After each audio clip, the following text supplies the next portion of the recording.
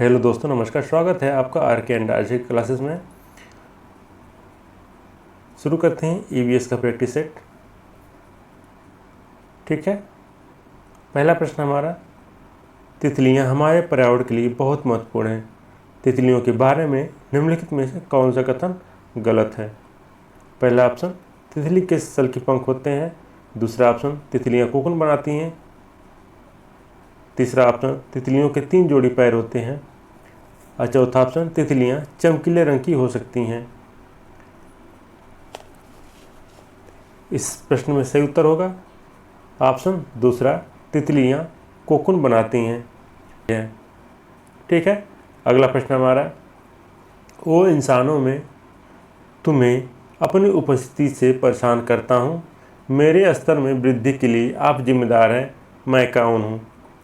Option पहला है कोल, दूसरा ध्वनि, तीसरा रेत, चौथा है पेट्रोल। इस प्रश्न का सही उत्तर होगा ध्वनि। अगला प्रश्न हमारा, निम्नलिखित में से किस प्रकार का वन भारत में सबसे बड़े क्षेत्र में व्याप्त है? पहला ऑप्शन है उष्णकटिबंधीय नम पर्णपाती वन। दूसरा, उपोष्णकटिबंधीय शुष्क सदाबहार वन। तीसरा, पर्वतीय आर्द्र समशीतोष्ण वन। चौथा ऑप्शन है उष्णकटिबंधीय आर्द्र सदाबहार वन। इस प्रश्न का सही उत्तर होगा ऑप्शन पहला, उष्णकटिबंधीय नम पर्णपाती वन। अगला प्रश्न हमारा, नीचे दिए कथनों में चुने गए पर्वतारोहण शिविर में एक नेता को क्या करना चाहिए? ए है किसी और की गलती करने पर भी सजा के लिए तैयार रहना। दूसरा, बी, समूह में सबसे आगे रहें और उनका अनुसरण कीजिए।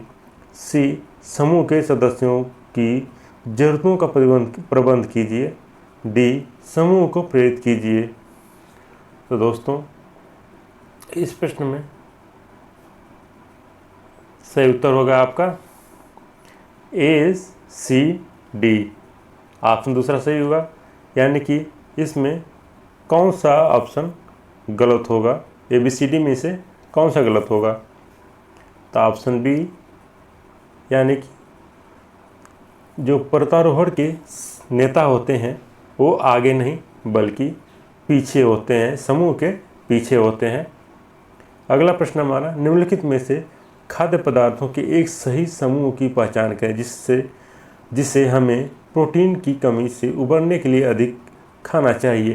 पहला, अनाज, गुड़ और खट्टे फल। दूसरा, दूध, फलियां और मांस। तीसरा, दूध, खट्टे फल और अंडे। चौथा, अनाज, शहद और गुड़। इस प्रश्न का सही उत्तर होगा ऑप्शन दूसरा, दूध, फलियां और मांस। अगला प्रश्न हमारा, मुग्धा कुछ दिन विजयवाड़ा में बिताती है। उसने राज्य का एक पारंपरिक नृत्य देखा, लेकिन अब उन्हें उस नृत्य का नाम याद नहीं आ रहा है। कौन सा नृत्य था?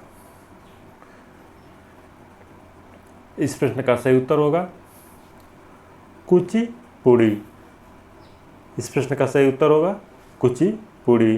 दोस्तों, विजयवाड़ा कहाँ है?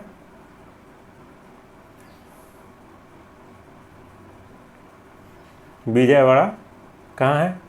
कमेंट कर बताएं। दोस्तों, विजयवाड़ा आंध्र प्रदेश में है।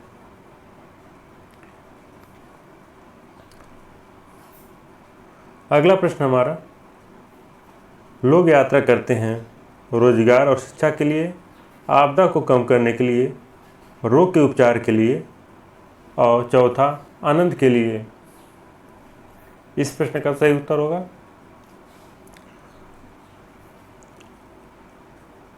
ऑप्शन नंबर चौथा, यानी कि 1, 2, 3, 4 चारों सही हैं। लोग यात्रा किस लिए करते हैं? रोजगार और शिक्षा के लिए, आपदा को कम करने के लिए, रोग के उपचार के लिए और आनंद के लिए। अमर बेल के बारे में निम्नलिखित कथनों पर विचार कीजिए। पहला कथन है ए, इसमें क्लोरोफिल नहीं होता है। बी, जिस पौधे पर चढ़ता है उससे बनाया भोजन लेता है। सी, यह सुपोषित प्रकृति का होता है। डी, यह सफ़ेद रंग का होता है। दोस्तों, इस प्रश्न का सही उत्तर होगा ऑप्शन नंबर पहला ए और बी। इसमें क्लोरोफिल नहीं होता है। यह जिस पौधे पर चढ़ता है उससे बनाया भोजन ले लेता है। दोस्तों, अमर बेल किस कलर का होता है? तो यह होता है पीले रंग का।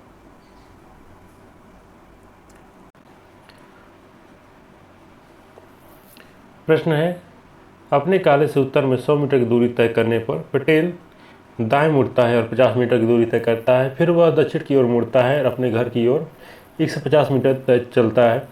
वह अपने घर से सबसे छोटे रास्ते से अपने कॉलेज पहुंचने के लिए किस दिशा में आगे बढ़े? मान लेते हैं दोस्तों, यहाँ पटेल का कॉलेज है और उत्तर में 100 मीटर चलता है। उसके बाद दाएं मुड़ता है, 50 मीटर चलता है। फिर दक्षिण की ओर मुड़ता है और 150 मीटर चलता है।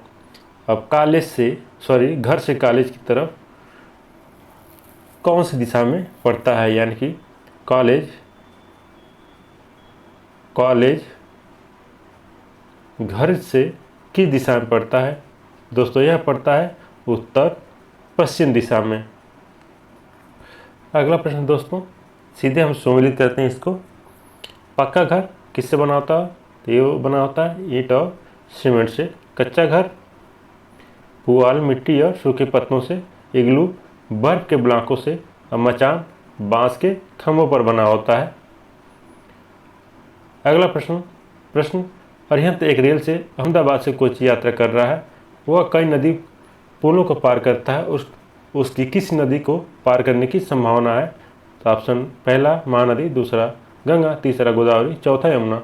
इस प्रश्न का सही उत्तर होगा ऑप्शन तीसरा गोदावरी।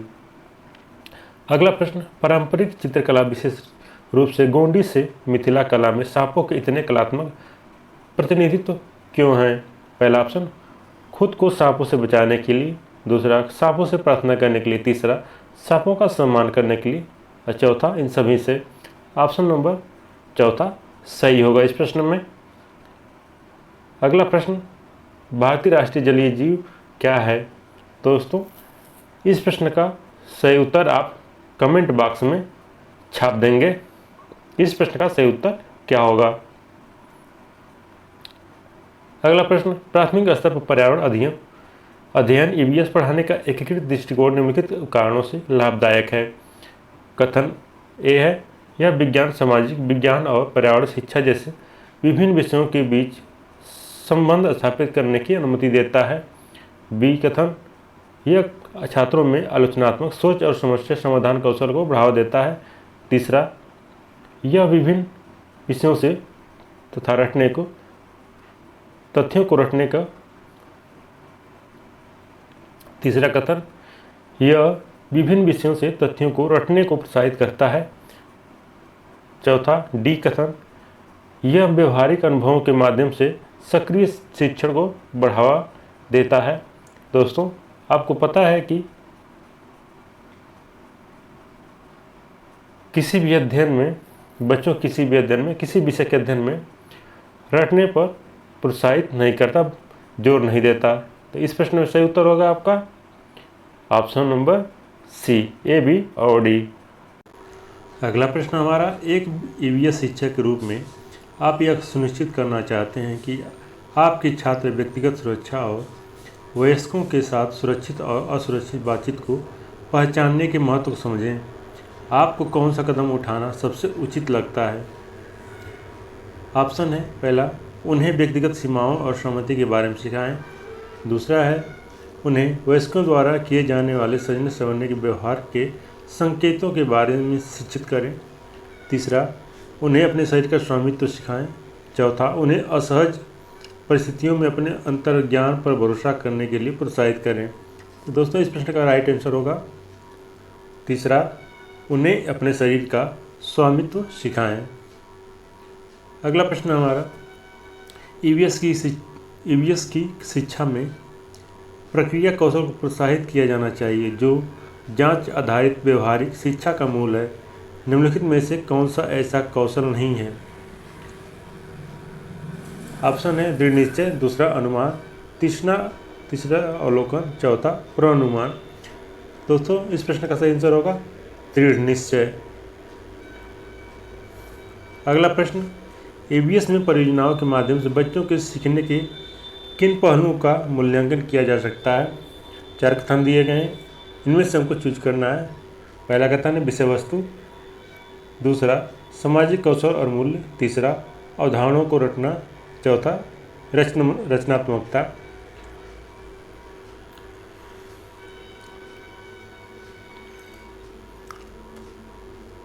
दोस्तों इस प्रश्न का सही आंसर होगा ए, बी, डी। यानी कि इन कथनों में आपको पता होगा कि रटना किसी भी हालत में सही नहीं होता है, इसलिए ए, बी और डी सही होगा। अगला प्रश्न, श्री हार्दिक तीसरी कक्षा की ईवीएस कक्षा को जल संरक्षण के महत्व के बारे में पढ़ा रहे हैं। वह जागरूकता बढ़ाना चाहते हैं और जिम्मेदारी से पानी का उपयोग करने के लिए प्रोत्साहित करना चाहते हैं। निम्नलिखित में से कौन सी रणनीति सबसे प्रभावी होगी? पहला ऑप्शन है एक प्रदूषित नदी का चित्र दिखाकर छात्रों से उसके बारे में कहानी लिखने को कहा गया। दूसरा, वैश्विक जल संकट के बारे में छात्रों को व्याख्यान देना। तीसरा, छात्रों से जल वाष्पीकरण का निरीक्षण करने के लिए एक प्रयोग करवाना तथा घर पर इसे संरक्षित करने के तरीकों पर चर्चा करना। चौथा, विभिन्न प्रकार के जल निकायों पर एक शोध परियोजना सौंपना। इस प्रश्न का सही उत्तर होगा तीसरा ऑप्शन सही होगा। अगला प्रश्न, 2 कथन दिए गए हैं। पहला कथन है ईवीएस पाठ्यक्रम में प्रौद्योगिकी एक एकीकरण छात्र संलग्नता और सीखने के परिणामों को बढ़ाता है। दूसरा कथन है पियाजे के सिद्धांत संज्ञानात्मक विकास में सामाजिक संपर्क और सांस्कृतिक संदर्भ के महत्व पर जोर देते हैं तथा एक सहयोगी उपकरण के रूप में प्रौद्योगिकी के उपयोग का समर्थन करते हैं।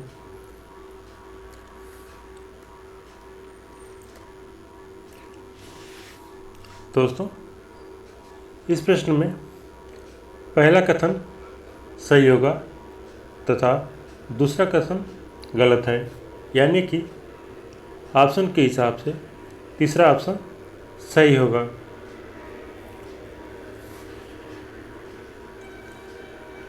अगला प्रश्न, निम्नलिखित में से कौन सा एक अपसारी प्रश्न है जो पर्यावरण अध्ययन की शिक्षिका अपनी छात्राओं की सृजनात्मक क्षमता को प्रोत्साहित करने के लिए पूछेगी?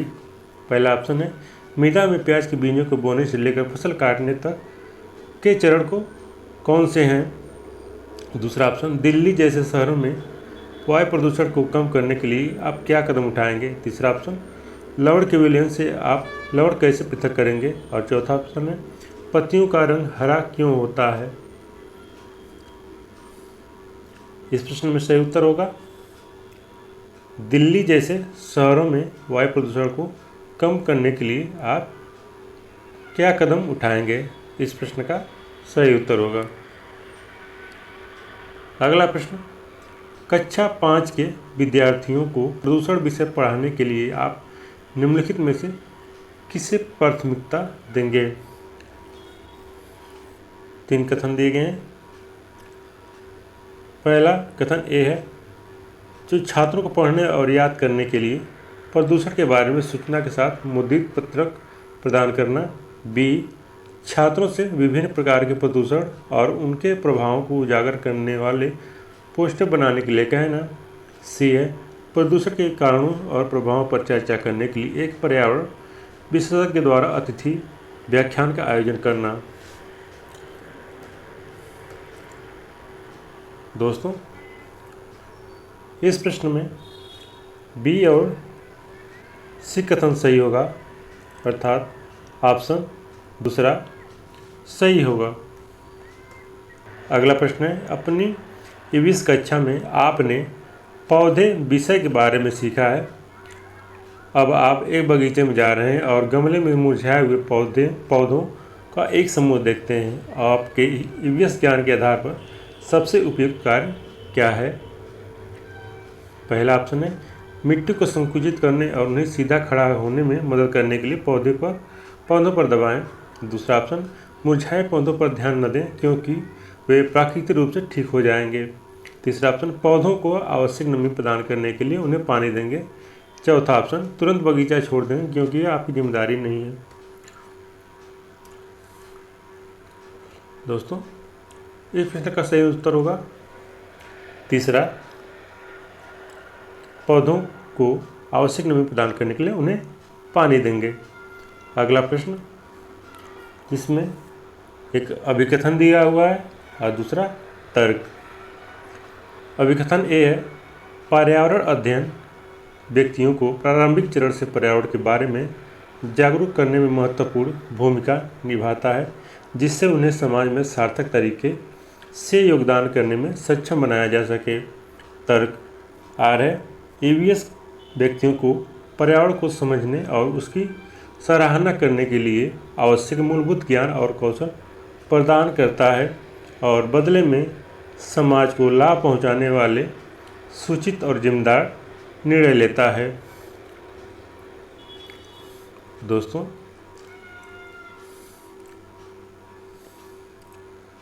इस प्रश्न में अभिकथन ये भी सही है और जो इसके हिसाब से तर्क दिया गया है ये भी सही है, अर्थात ऑप्शन में पहला ऑप्शन सही होगा।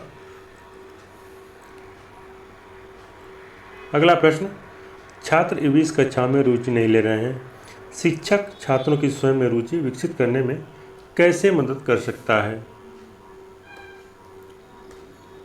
ऑप्शन है पहला, उन्हें दंडित करके। दूसरा, हाथों से की जाने वाली गतिविधियों या प्रयोगों में शामिल करके। तीसरा, उन्हें परामर्श देकर। चौथा, उनकी उपेक्षा करके। इस प्रश्न का सही उत्तर होगा ऑप्शन दूसरा, उन्हें हाथों से की जाने वाली गतिविधियों या प्रयोगों में शामिल करके।